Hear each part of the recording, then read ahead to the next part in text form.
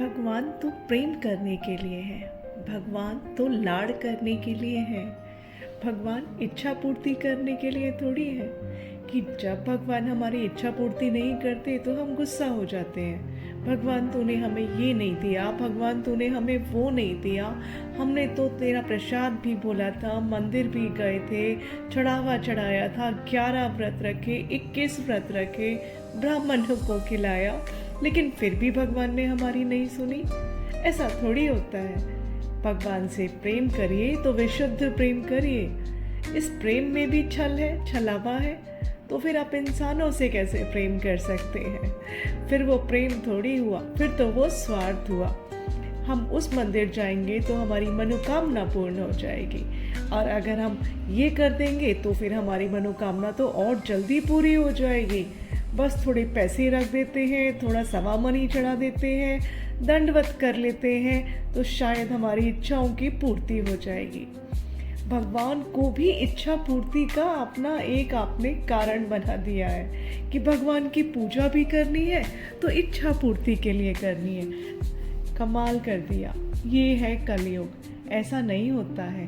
भगवान से तो प्रेम किया जाता है, लाड़ लड़ाया जाता है, जैसे अपने बच्चे से करते हैं, जैसे कोई अपना होता है उसके प्रति हमारा समर्पण होता है। विशुद्ध प्रेम जिससे कान्हा जैसे करते थे गोपियों से, और गोपियाँ करती थी कान्हा से।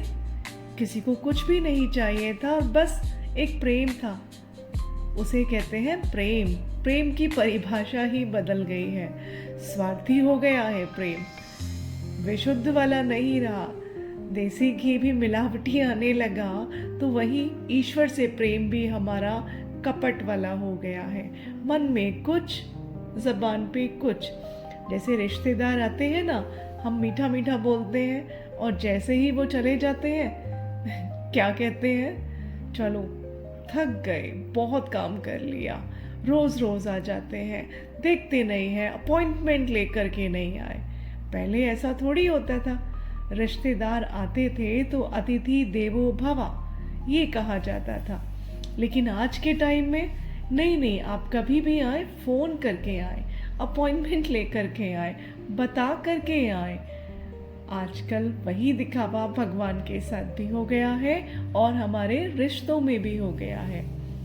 हम अगर किसी से प्रेम करते हैं तो उस प्रेम को आप शुद्ध रखिए, उसमें मिलावट मत करिए। जैसे ईश्वर हम सबसे करता है ना, वैसे ही अपने रिश्तों में प्रेम रखिए।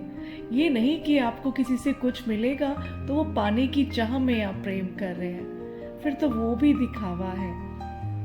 प्रेम का तो मतलब ही होता है ना परवाह। प्रेम मतलब परवाह, जो गोपियां कृष्ण की करती थी और कृष्ण हम सब की करते हैं। जहाँ प्रेम है वहाँ पर ये लेना देना, रूठना मनाना, ये सब कुछ, इस सब के लिए फुर्सत ही कहाँ है। और जहाँ इस सब के लिए फुर्सत है वहाँ प्रेम हो ही नहीं सकता।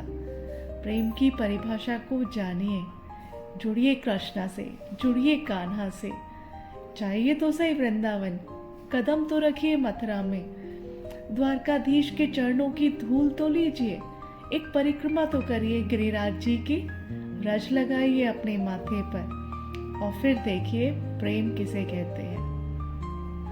अपना, अपनों का और उनका जो आपसे प्यार करते हैं, आपकी केयर करते हैं, खास ध्यान रखिए। राधे राधे, जय श्री कृष्णा।